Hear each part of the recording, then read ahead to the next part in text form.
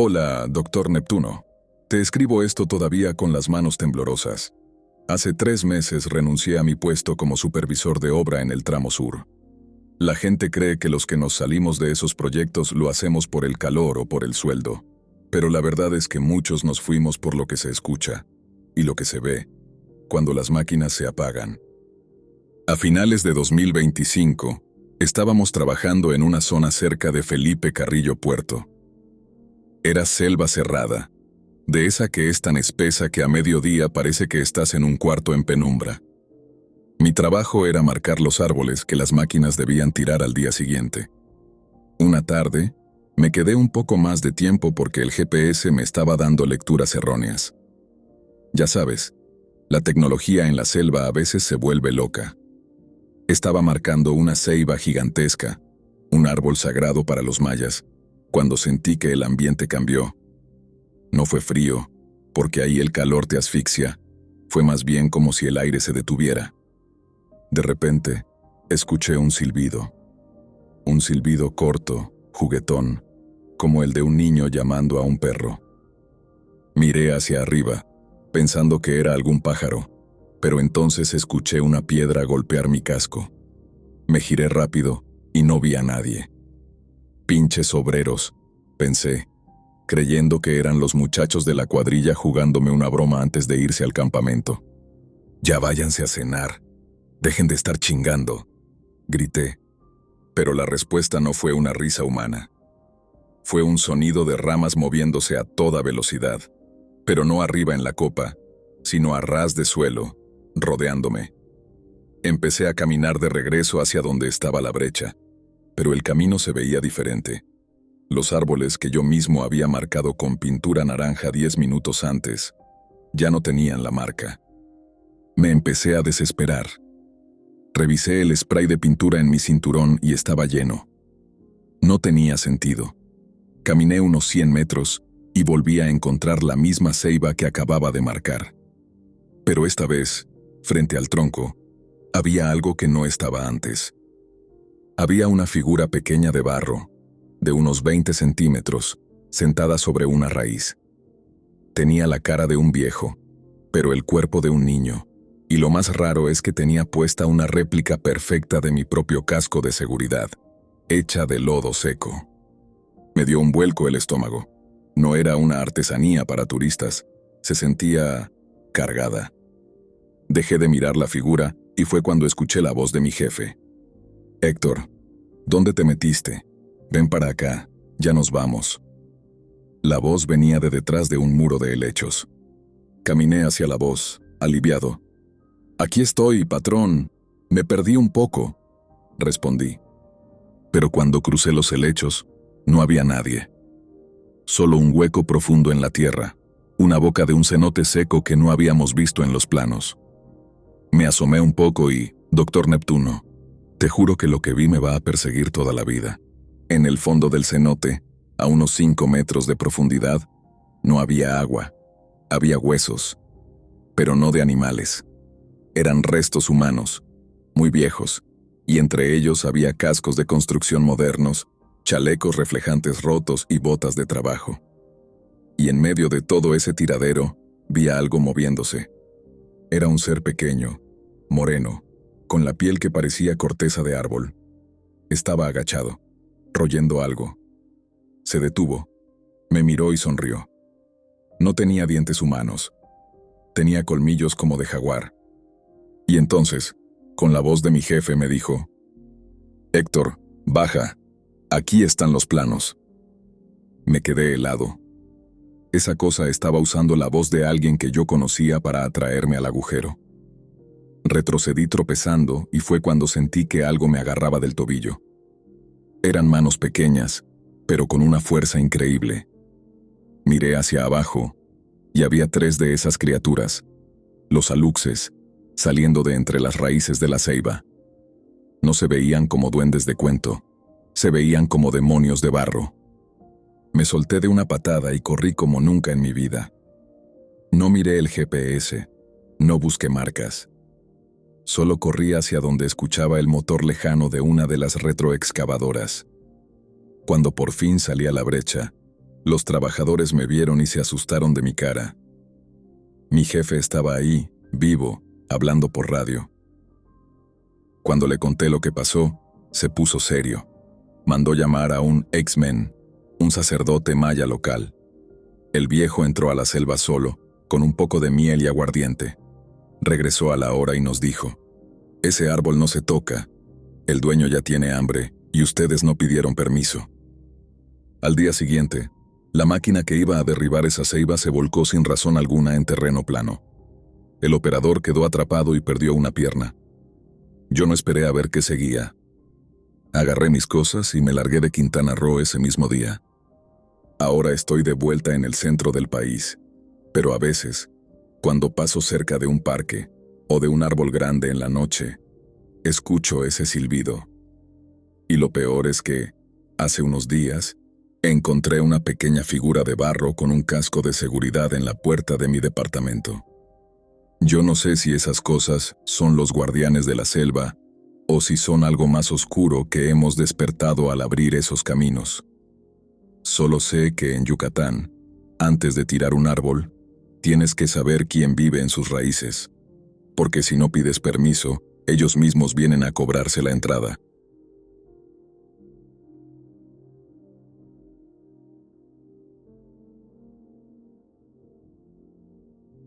No suelo contar esto porque suena raro incluso para mí, y porque en Yucatán la gente es muy de decirte que no andes hablando de ciertas cosas. Pero pasó, y desde entonces no volví a hacer turnos nocturnos en el cenote. Trabajaba como encargado de mantenimiento en un cenote turístico, no uno famoso, más bien uno pequeño, de esos que no salen en Instagram. Estaba a unos 20 minutos del pueblo, metido en la selva, con un camino de terracería que de noche parecía no terminar nunca. Mi trabajo era simple: revisar bombas, luces, asegurarse de que nadie se hubiera quedado dentro después del cierre.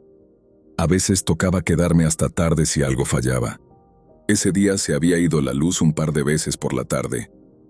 Nada raro, pasaba seguido. A las 8 ya no había turistas, solo yo y el velador, don Mateo. Él se iba a las 9, y yo me quedaba una hora más revisando el generador. Cuando don Mateo se fue, me quedé solo. El cenote estaba tranquilo, demasiado. De día siempre hay ruido: pájaros, insectos, gente hablando.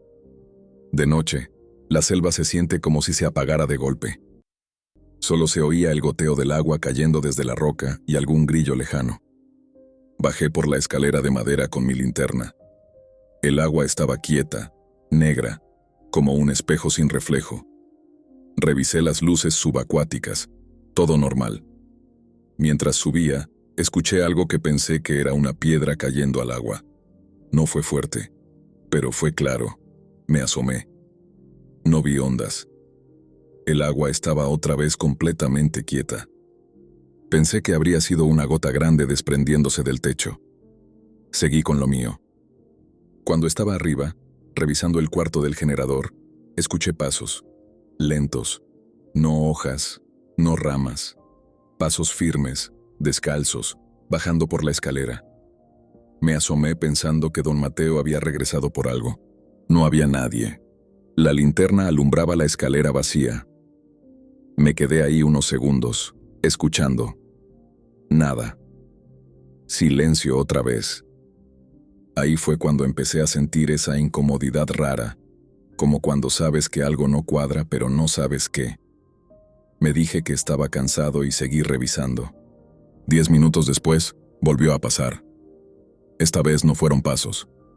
Fue como si alguien rozara la pared de roca, despacio, arrastrando la mano. El sonido venía desde abajo, del cenote. ¿Hay alguien ahí?, dije, sin pensarlo mucho. Mi voz sonó extraña, como si el lugar se la tragara. No hubo respuesta. Bajé 2 escalones, solo para asomarme mejor. Alumbré el agua. Nada. Pero entonces vi algo que me heló.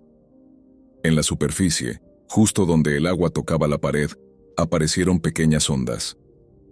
No como si algo hubiera caído, sino como si algo se estuviera moviendo justo debajo, muy despacio. Me quedé quieto. Las ondas se desplazaron unos metros y se detuvieron. Subí de nuevo. No me gustó nada eso. Decidí terminar rápido y largarme. Apagué el generador, cerré el cuarto y caminé hacia la reja de salida. Fue ahí cuando escuché el silbido. No era fuerte. No era un silbido claro tampoco. Era más como un intento de imitar uno, desafinado, corto. Venía de la selva, justo detrás del cenote. Me giré con la linterna en alto. Los árboles devolvieron la luz en pedazos. Nada se movía. El silbido no se repitió. Abrí la reja y salí al camino. Estaba a punto de subir a la moto cuando escuché mi nombre. No fue un grito. Fue dicho normal, como si alguien estuviera a 2 metros de mí. La voz no era conocida, pero tampoco sonaba completamente extraña. Eso fue lo peor. Me subí a la moto sin mirar atrás, arranqué y me fui. Esa noche no dormí bien. Al día siguiente pensé en no decir nada, pero algo me seguía molestando. Así que le pregunté a don Mateo si alguna vez había pasado algo raro de noche. No me respondió de inmediato. Se quedó viendo el cenote, serio. Por eso yo no me quedo después de las 9, me dijo. El agua no descansa. Le pregunté a qué se refería. Solo negó con la cabeza. Esa semana me tocó otro turno nocturno. Intenté cambiarlo, pero no se pudo. Me preparé mentalmente, llevé una linterna extra y me prometí no bajar al cenote, solo revisar desde arriba. Todo fue normal hasta que apagaron las luces del área. La selva se cerró otra vez. Bajé unos pasos para revisar visualmente el agua, sin acercarme mucho. Ahí fue cuando vi las burbujas. Subían desde el centro del cenote. No eran muchas, pero eran constantes. Como si alguien estuviera respirando debajo del agua. Me quedé mirando, esperando que pararan. No lo hicieron. Entonces, algo rompió la superficie. No fue una cabeza, no fue una mano. Fue como una sombra más oscura que el agua, justo debajo, moviéndose lento. La linterna no lograba definirla, pero estaba ahí. Di un paso atrás. La sombra se movió hacia la pared, hacia donde yo estaba. Sentí un olor raro. No podrido. No a animal. Era húmedo, viejo, como piedra mojada que lleva siglos sin tocar el aire. Ya me voy, dije, en voz alta, sin saber por qué. La sombra se detuvo. Subí corriendo, sin mirar atrás. Cerré todo como pude y salí casi corriendo al camino. Cuando estaba por irme, escuché algo detrás de mí. Pasos, pero no en el camino, en la selva, paralelos a mí. Encendí la moto. Los pasos aceleraron. No los vi, pero los escuché claramente, siguiendo el ritmo, hasta que salí a la carretera. Al día siguiente renuncié. No volví al cenote. Don Mateo me miró como si ya supiera. Semanas después, me enteré de que cerraron el lugar temporalmente.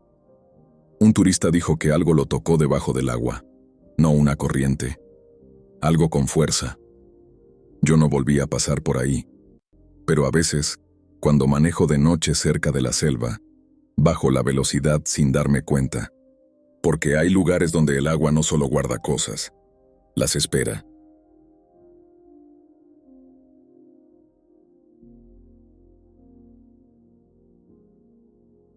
La mayoría de la gente que va a Yucatán se queda en los hoteles o en las ruinas famosas, pero la verdadera selva, la que está después de Tizimín, es otra cosa.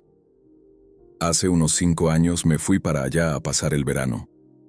Mi tío Nicolás, que ya falleció, tenía una parcela bastante grande por esa zona. No era un rancho de lujo, era más bien un terreno con mucha milpa, árboles de cítricos y selva baja, que parecía que se quería comer la casa cada vez que llovía. Yo iba a ayudarle con las cercas y a limpiar un poco el terreno.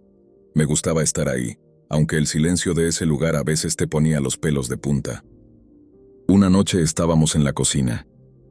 Mi tía había hecho panuchos y estábamos cenando mi tío Nicolás, mi primo Luis y yo.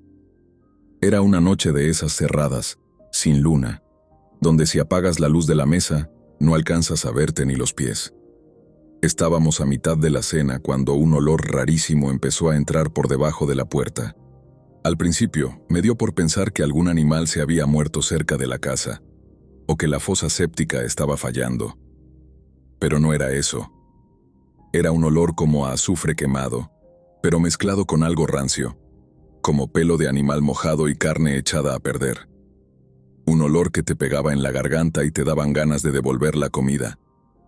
Mi tío Nicolás, que era un hombre de campo, de esos que no se asustan con nada, dejó el tenedor en el plato y se quedó tieso. Levantó la cabeza y nos miró muy serio. «Vayan a cerrar los postigos, ahora mismo», dijo con una voz que me dejó frío. Luis y yo no preguntamos nada. La cara de mi tío nos lo dijo todo. Salimos rápido al porche y empezamos a cerrar las protecciones de madera de las ventanas. El olor afuera era 10 veces peor. Te mareaba. Yo ayudé a Luis a pasar el cerrojo de la puerta principal, mientras sentía que algo nos observaba desde la oscuridad de los árboles frutales. Ya adentro, con todo bajo llave, el olor seguía ahí, pero más suave. Mi tía se sentó en un rincón y empezó a rezar en voz baja, casi susurrando. Pasaron unos minutos de un silencio total, hasta que la selva se rompió. Primero fue un gruñido, pero no era un perro, ni un jaguar. Era un sonido profundo, como si saliera del pecho de un hombre que tiene la garganta destrozada, algo distorsionado y violento. Luego escuchamos el primer rasguño. Un rasguño seco en la pared de madera de la sala, justo donde estábamos nosotros. Era como si algo estuviera intentando arrancar las tablas con las uñas. Después oímos pasos. Pasos pesados, de algo que caminaba alrededor de la casa. Lo raro era el ritmo. No sonaba como un animal de 4 patas. Sonaba como alguien que caminaba erguido pero que pesaba muchísimo. Mi tío Nicolás no se movió de su silla, pero tenía su escopeta vieja apoyada en las piernas. No decía nada, solo miraba hacia la puerta. Los ruidos duraron horas. Escuchamos un golpe seco en el techo, como si algo hubiera saltado desde un árbol. Podíamos oír cómo arrastraba sus patas, o lo que fuera que tuviera por las láminas de la techumbre. A mí me temblaban las manos, no te miento. En un momento, los rasguños se detuvieron justo en la ventana de la cocina. Podía jurar que escuché un resoplido fuerte, una respiración caliente y pesada pegada al vidrio. Luego, un roce suave, como si algo con mucho pelo estuviera pasando por el cristal. Nadie se atrevió a asomarse. Nos quedamos en el suelo de la sala, esperando a que el sol saliera. Cuando empezó a clarear, el olor se fue yendo y los ruidos pararon de golpe. La selva volvió a sonar normal, con los pájaros y el viento, pero el ambiente seguía pesado. Cuando mi tío por fin abrió la puerta, salimos al porche con miedo. En la tierra húmeda, justo frente a la entrada, había huellas. Eran enormes, de 3 dedos largos con marcas de garras afiladas que se hundían profundo en el lodo. Pero lo más extraño es que la huella tenía un talón alargado, como si la criatura cargara todo su peso sobre 2 patas. Seguimos el rastro unos metros y vimos que la madera de la casa estaba toda astillada, con surcos profundos de uñas. Debajo de la ventana de la cocina encontramos unos mechones de pelo negro, tieso, como de chivo, pero mucho más grueso y con ese olor a podrido todavía pegado. Mi tío Nicolás se agachó a ver el pelo y luego se levantó suspirando. Es un brujo que se transforma. No vienen por comida, vienen a marcar territorio o a buscar a alguien. Me regresé a la ciudad a los pocos días. Pero hasta hoy, no puedo evitar sentir un escalofrío cuando hay noches sin luna o cuando paso cerca de un lugar que huele a azufre. Sé que lo que estuvo afuera de esa casa no era un animal. Era algo que no debería existir, pero que ahí sigue, oculto en el monte de Yucatán.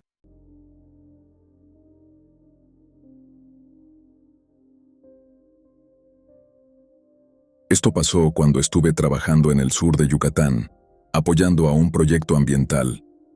No era guardabosques oficial, pero hacíamos recorridos por la selva para revisar cámaras y marcar zonas. La mayoría de las veces salíamos en grupo, pero ese día me tocó ir solo. El trayecto era corto y ya lo había hecho antes.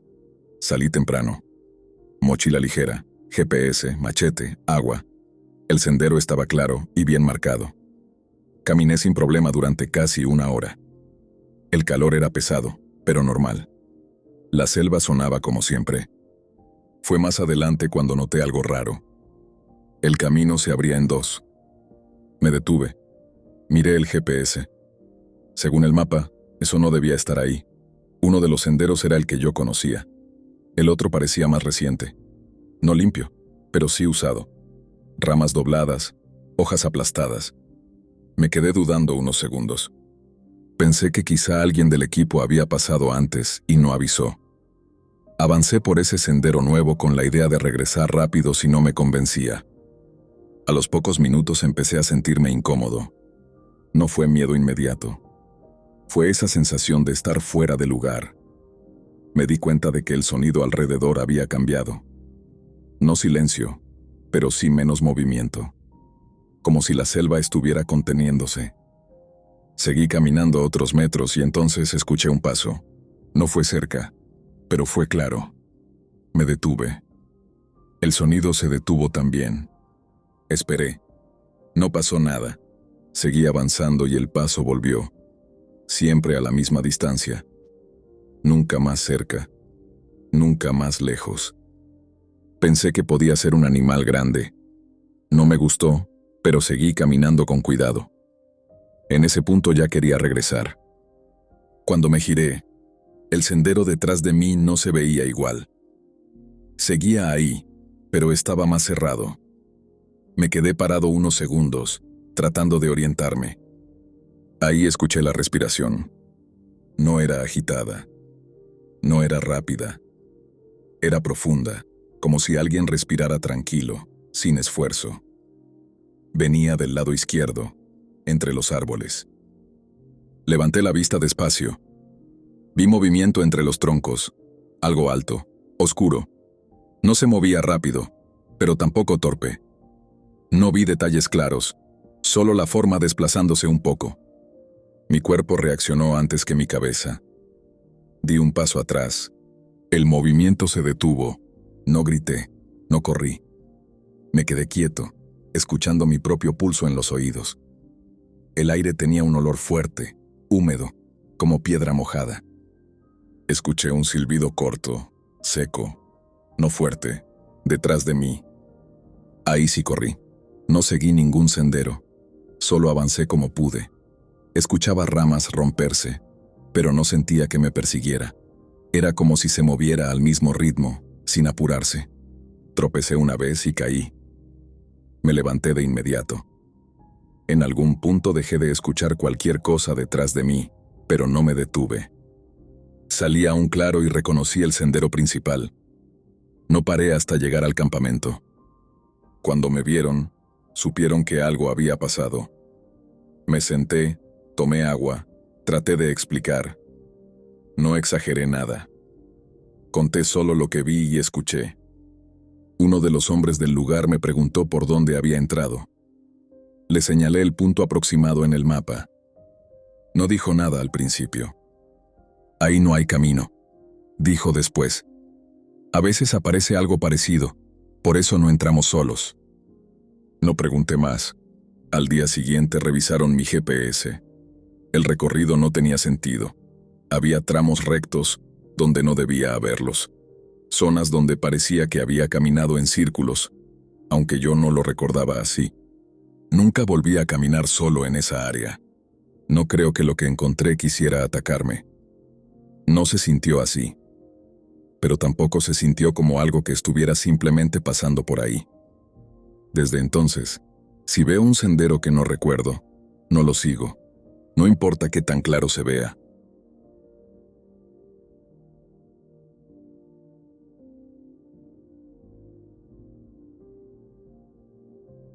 Esta es una de esas historias que uno se guarda, no por miedo a que no le crean, sino porque contarla es como volver a estar ahí. Pasó hace un par de años. No fue por trabajo. Mi familia tiene unos terrenos cerca de Tixpehual, y yo había ido a ver una propiedad que queríamos vender. El problema es que me desvié. Tomé un camino de terracería que me pareció conocido, pero la vegetación en Yucatán crece tan rápido que en 6 meses el paisaje cambia por completo. Terminé frente a la entrada de una vieja hacienda enequenera. No tenía nombre en el arco de la entrada, o si lo tenía, el tiempo se lo había borrado. Era un lugar enorme, de esos que se quedaron detenidos en el siglo pasado cuando el oro verde dejó de ser negocio. Los muros de mampostería estaban cubiertos por esa humedad negra que parece quemado, y las raíces de los álamos se metían por las ventanas como si quisieran tragarse la casa principal. Hacía un calor seco, de esos que te hacen ver ondas de vapor sobre el suelo. No se escuchaba ni un pájaro. Lo único que sonaba era el viento pegando contra las láminas sueltas de lo que alguna vez fue el cuarto de máquinas. Bajé del coche. Sé que suena a error de película, pero la curiosidad es algo muy real cuando estás frente a algo tan viejo. Quería sacar unas fotos. Caminé hacia lo que parecía ser la cocina o el área de servicio. El piso estaba lleno de pedazos de teja y excremento seco de animal. Pero lo que me llamó la atención fue que, a pesar de estar abandonado, el lugar se sentía ocupado. No sé cómo explicarlo. No es que hubiera alguien, es que el aire se sentía denso, como si el espacio estuviera lleno de gente invisible. Entré a la casona principal. Los techos eran altísimos y todavía quedaban restos de los ganchos donde colgaban las hamacas. Me detuve en el centro de lo que debió ser la sala. Ahí escuché el primer sonido. Fue en la habitación de al lado. Un sonido de algo raspando el piso de pasta. Shh, shh, shh. Como si alguien estuviera arrastrando un saco de enequén muy despacio. Me quedé quieto, aguantando la respiración. Pensé que podía ser un animal, un tejón o incluso una serpiente grande, pero el ritmo era demasiado humano. Se detenía y seguía. ¿Hay alguien aquí?, pregunté. Mi voz sonó ridícula, demasiado pequeña para ese lugar. Nadie contestó, pero el raspado se detuvo en seco. Me asomé con cuidado al pasillo. Estaba vacío. Solo polvo flotando en los rayos de luz que entraban por el techo caído. Pero al final del corredor, donde la oscuridad era más fuerte, vi una sombra. No era una persona. Era una silueta demasiado larga, que llegaba casi hasta el dintel de la puerta. No tenía rostro, solo era una masa oscura que contrastaba con el blanco de la pared descascarada.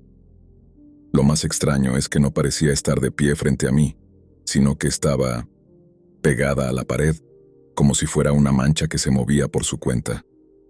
Me dio un escalofrío de esos que te recorren toda la espalda. Decidí que ya había visto suficiente. Caminé hacia atrás, tratando de no quitarle la vista al pasillo. Salí de la casa principal y regresé al patio central, donde estaba la chimenea gigante del cuarto de máquinas. El sol seguía pegando fuerte, pero yo sentía frío. Justo cuando iba a subir al coche, me di cuenta de un detalle. En la entrada de la casa de máquinas, había una fila de huellas sobre el polvo fino. No eran huellas de zapatos, pero tampoco de pies descalzos. Eran marcas circulares, como si alguien hubiera estado caminando apoyando solo la punta de un bastón, o algo más delgado. Y las huellas no venían del camino. Salían directamente de un pozo seco que estaba a unos metros. En ese momento, el sonido de las láminas golpeando aumentó. No había viento. Las láminas empezaron a sacudirse como si alguien las estuviera golpeando con las manos desde arriba. Miré hacia el techo de la bodega de máquinas y lo vi. No era una persona, pero usaba ropa, o lo que quedaba de ella. Era una figura delgada, casi esquelética, agachada en el borde del techo. No me estaba mirando a mí, estaba mirando hacia el suelo, hacia donde yo estaba parado, pero su cabeza estaba inclinada en un ángulo imposible, como si tuviera el cuello roto. No hizo ningún ruido. Solo se quedó ahí, bajo el sol de las 2 de la tarde, totalmente expuesto. Me subí al coche y arranqué. El motor tardó un segundo de más en encender, y juro que ese fue el segundo más largo de mi vida. Mientras daba la vuelta para salir, miré por el espejo retrovisor. La figura ya no estaba en el techo. Había bajado y estaba parada en medio del camino de entrada. No intentó seguirme. Solo se quedó ahí, bajo el sol intenso de Yucatán, desapareciendo poco a poco entre el polvo que levantaba mi coche. Lo que más me perturba hoy, meses después, no es la figura en sí. Es que cuando llegué a mi casa y revisé las fotos que alcancé a tomar, en ninguna se veía la hacienda en ruinas. En las fotos, las paredes se ven pintadas de un rojo intenso. Las ventanas tienen cristales y la maleza no existe. Es como si el lugar me hubiera dejado ver lo que es ahora, pero mi cámara solo hubiera podido captar lo que fue antes. No he vuelto a esa zona de Tixpehual. Y cada vez que alguien me dice que quiere comprar un terreno por allá para restaurar una hacienda, solo me quedo callado. Hay lugares en la península que ya tienen dueño, aunque no aparezcan en ninguna escritura.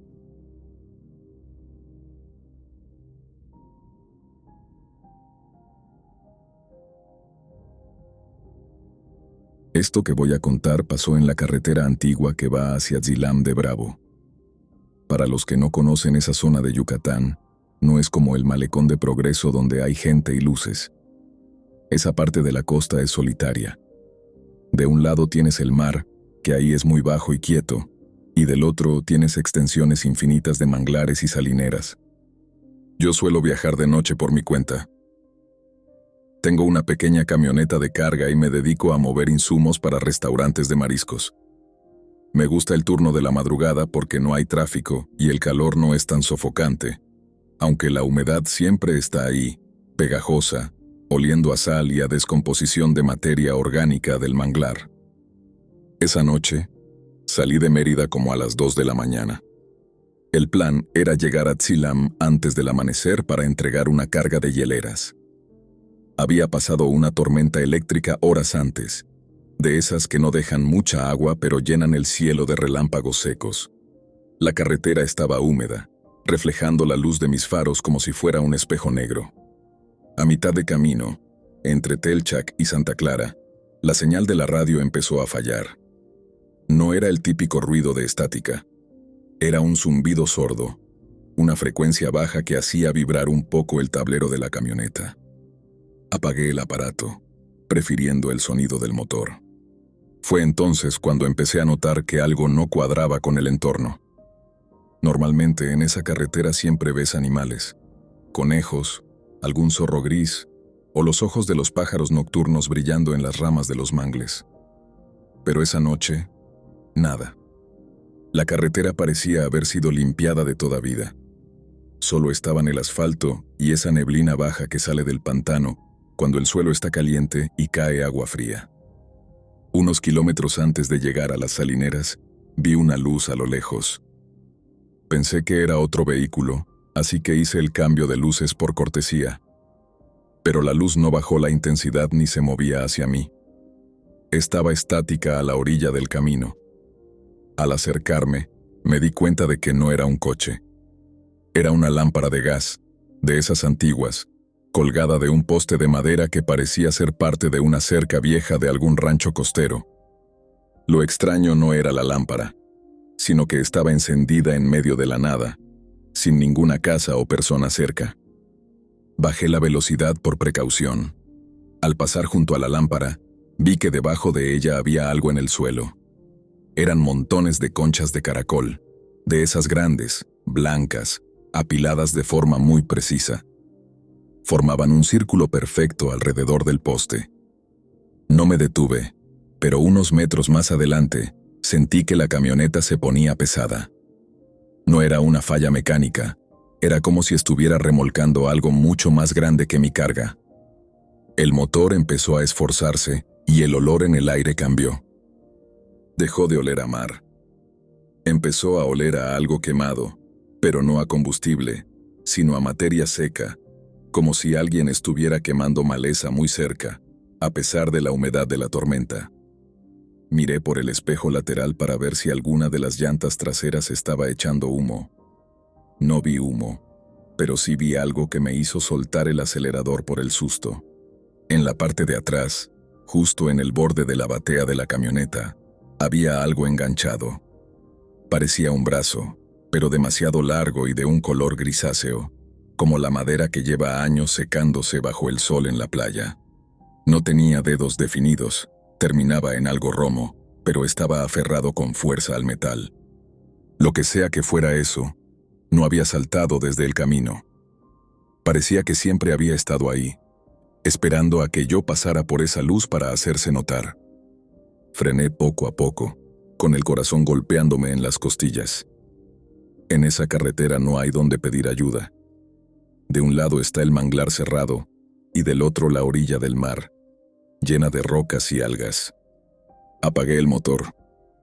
El silencio que siguió fue absoluto. Ni el viento, ni el mar, ni los insectos. Nada. Entonces, escuché un golpe seco en el techo de la cabina, como si alguien hubiera dejado caer una piedra pequeña. Luego otro. Me quedé mirando fijamente el parabrisas. La neblina del manglar empezó a lamer el vidrio, y en medio de esa bruma, vi una sombra que se proyectaba desde arriba del techo hacia el cofre de la camioneta. Era la sombra de algo que estaba agachado justo encima de mi cabeza, algo que tenía una forma irregular, con bultos que no parecían parte de una anatomía normal. Me quedé ahí, sentado, con la mano pegada a la llave del encendido. No quería ni respirar. El techo de la camioneta es de lámina delgada, y sentía cómo el peso de eso que estaba arriba hacía que el metal crujiera un poco, hundiéndose apenas unos milímetros sobre mi cabeza. No hubo gritos, ni gruñidos, solo ese silencio pesado de la costa. De pronto, la sombra que se proyectaba sobre el cofre empezó a moverse. Vi cómo esa forma grisácea, que antes parecía un brazo de madera seca, bajaba lentamente por el parabrisas. No tenía piel, o si la tenía, era dura y escamosa como la de un pez que lleva horas muerto bajo el sol. No buscaba entrar, simplemente se deslizaba, dejando un rastro de humedad turbia en el cristal, como la baba de un caracol, pero mucho más espesa. El olor a quemado se volvió insoportable. Era un olor a ceniza vieja mezclada con salitre. Sabía que si me quedaba ahí, tarde o temprano eso iba a encontrar la forma de bajar o de romper el vidrio. Intenté arrancar la camioneta. El motor dio una vuelta, dos, y nada. En ese momento, el golpe en el techo ya no fue un toque seco. Fue un golpe fuerte, como si lo que estaba arriba hubiera saltado o se hubiera puesto de pie de golpe. La camioneta se sacudió. Con los nervios destrozados, bajé la mirada hacia la manija de la puerta. Tenía que salir de ahí. Mi lógica en ese momento, si es que se le puede llamar así, era que si lograba correr hacia el mar, quizá ahí no me seguiría. El mar en esa zona es bajito. Podrías caminar 100 metros y el agua apenas te llega a las rodillas. Abrí la puerta de un golpe y salté hacia el asfalto. No miré hacia el techo. Corrí directo hacia la orilla, cruzando la pequeña franja de arena y piedras. Mis botas se hundieron en el agua tibia y llena de algas. Me detuve cuando el agua me llegó a la mitad de la pantorrilla, y entonces, solo entonces, me giré. La camioneta estaba bajo la luz de un relámpago lejano. No había nadie arriba. El techo estaba vacío. Pero la puerta del conductor que yo había dejado abierta empezó a cerrarse sola. No por el viento, porque no soplaba nada. Se cerró despacio, con un clic metálico perfecto. Entonces vi las luces. No eran los faros de mi camioneta. Eran pequeñas luces amarillentas que empezaron a brotar del manglar, justo enfrente de donde yo estaba. Parecían linternas de pescadores, pero no fluctuaban, no se movían como si alguien las cargara. Estaban a diferentes alturas, unas casi a ras de suelo, otras a 2 metros, entre las ramas de los mangles. Eran decenas. Escuché entonces un chapoteo. Venía de mi derecha, dentro del agua. Me quedé petrificado. A unos 10 metros de mí, algo estaba caminando por el mar. La luz de la luna, filtrada por las nubes, me dejó ver una figura que parecía un hombre, pero demasiado delgado, con los hombros muy anchos, y los brazos colgando casi hasta tocar el agua. Caminaba con una calma que me dio más terror que si hubiera corrido hacia mí. Cada vez que daba un paso, se escuchaba ese sonido de algo arrastrándose, el mismo que escuché en la batea de la camioneta. No era un pescador, no era un náufrago. Lo que sea que fuera, se detuvo y empezó a inclinarse hacia adelante, como si estuviera buscando algo en el fondo del agua. Luego, otra figura igual salió del manglar y se metió al mar. Y luego otra. No me estaban atacando, ni siquiera me estaban mirando. Simplemente estaban ahí, ignorándome, moviéndose en una especie de procesión silenciosa hacia lo profundo del mar bajo la noche. Entendí que yo no era el objetivo, sino un estorbo en su camino. Aproveché ese momento de distracción para regresar a la camioneta. Corrí como nunca en mi vida, sintiendo que el aire me quemaba los pulmones. Subí, cerré el seguro y, esta vez, el motor encendió al primer intento. Metí primera y aceleré a fondo, sin importar los baches ni la carga. No dejé de acelerar hasta que vi las primeras luces de las casas en la entrada de Silam de Bravo. Cuando llegué al puerto y bajé de la camioneta, el sol apenas empezaba a asomar. Los pescadores reales estaban preparando sus lanchas. Me acerqué a uno de ellos, un señor ya grande, con la cara curtida por la sal. Le invité un café, y como quien no quiere la cosa, le pregunté si alguna vez había visto luces o gente extraña en la carretera de las salineras después de una tormenta. El viejo se quedó mirando el horizonte un buen rato. Luego me dijo, sin quitarse el cigarro de la boca: ustedes los de la ciudad piensan que la costa es solo agua y arena. Pero la tierra aquí es vieja, muchacho. A veces, cuando el cielo se limpia con el rayo, lo que vive debajo del fango sale a lavarse la sal. Si no te tocaron, es porque todavía no hueles a ellos. Pero ya saben qué carro manejas. Esa fue la última vez que hice ese viaje de madrugada.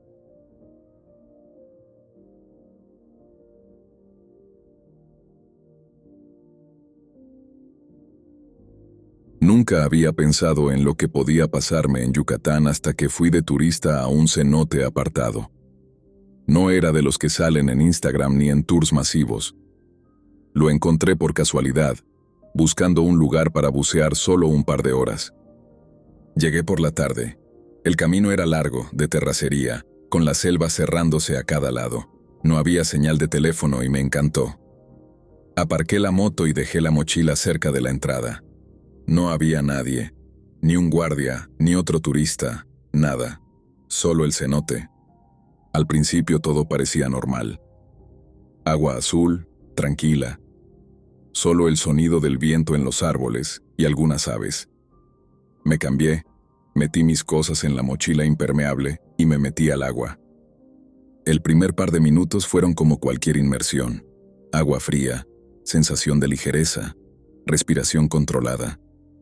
Nada extraño. Pero después de unos 5 minutos, noté algo. No se veía, pero sentí que algo estaba ahí.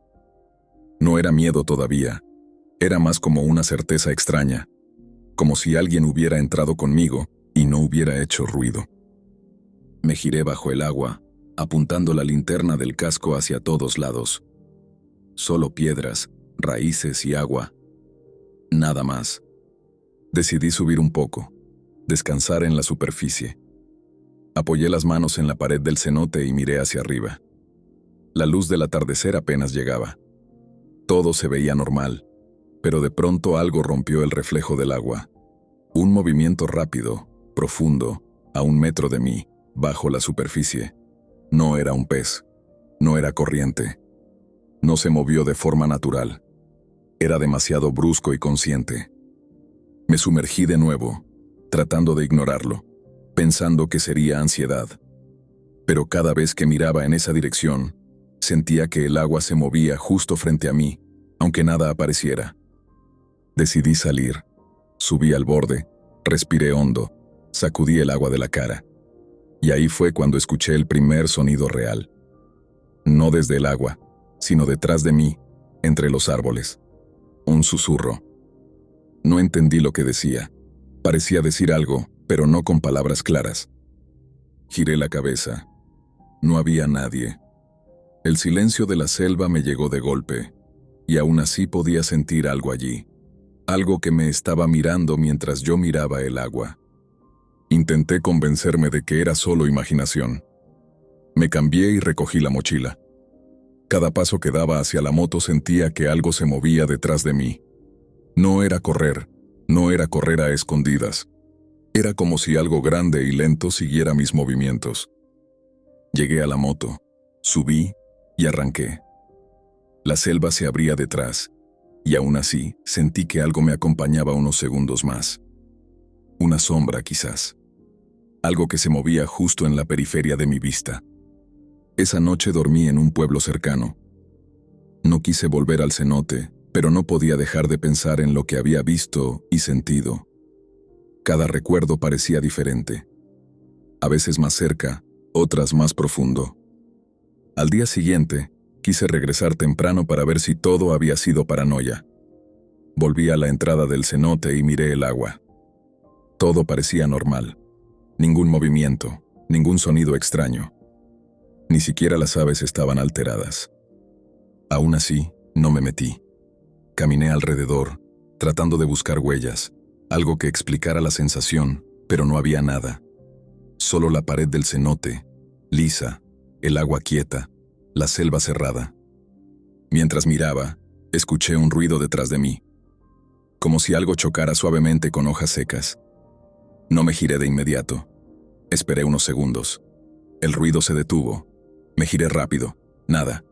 Ahí decidí que no volvería solo. Nunca más. Y no fue miedo a un ataque. No. Fue miedo a algo que simplemente estaba allí, consciente, siguiéndome en silencio, sin mostrar forma ni intención. Solo la certeza de que lo veía y lo sentía al mismo tiempo. Ahora, años después, todavía pienso en ese cenote. A veces sueño que estoy ahí, y siento la misma presencia, siempre silenciosa, siempre cerca. Me pregunto si fue un animal, algún fenómeno natural, o algo que la selva guarda y que nunca entendí. No sé qué era. No quiero saberlo. Solo sé que ese cenote sigue ahí, azul y tranquilo, esperando a quien se atreva a entrar a medianoche.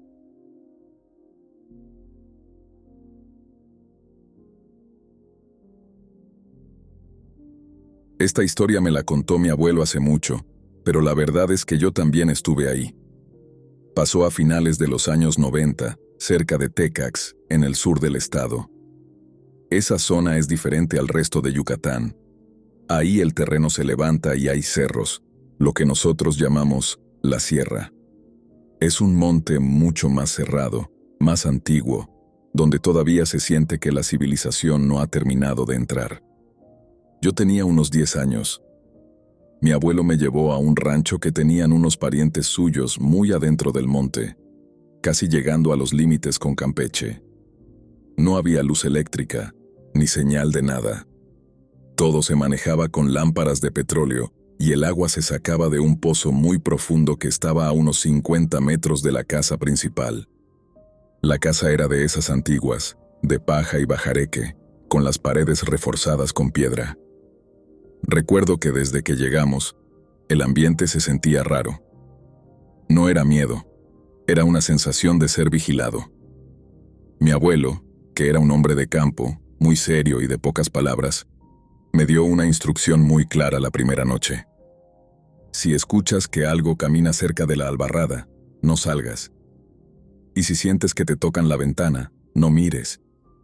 Aquí el monte tiene dueños, y nosotros solo estamos de visita. Yo pensé que me lo decía para que no me perdiera, pero esa misma noche entendí que no era un juego. Hacía un calor seco, y el ruido de las chicharras era tan fuerte que te aturdía. Estábamos cenando a la luz de una vela cuando escuchamos un golpe en el techo de paja. Fue un golpe suave, como si alguien hubiera dejado caer una fruta pesada. Luego, algo empezó a caminar arriba. No eran pasos de un animal pequeño. Se escuchaba el crujir de la estructura de madera bajo un peso considerable. Mi abuelo y su primo se miraron, pero no dijeron nada. Siguieron comiendo en silencio, mirando fijamente sus platos. «Abuelo, hay algo arriba», susurré. «Es el viento, niño». «Come», me contestó él, pero sus manos estaban apretando el tenedor con mucha fuerza.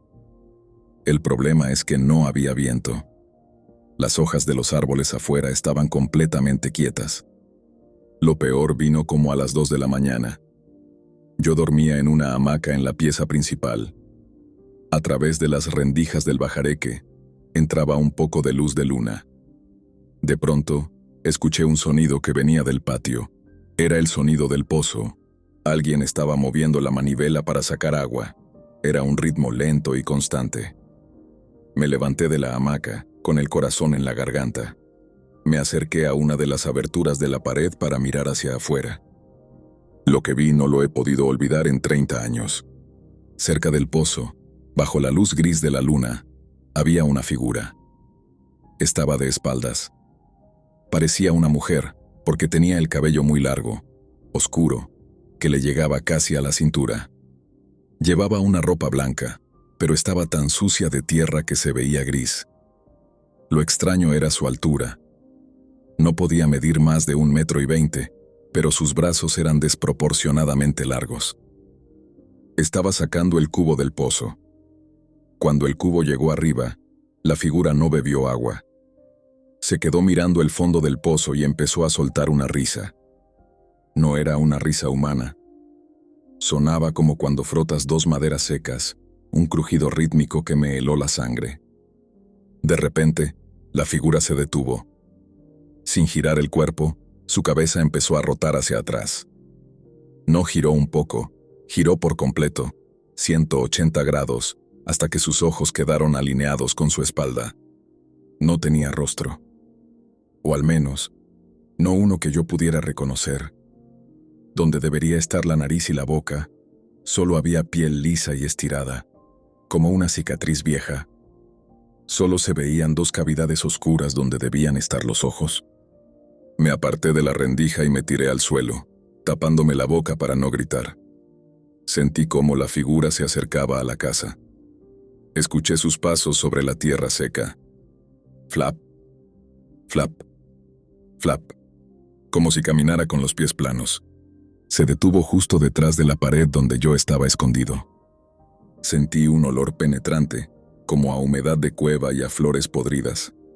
Luego, escuché un rasguño largo en el bajareque, justo a la altura de mi cabeza.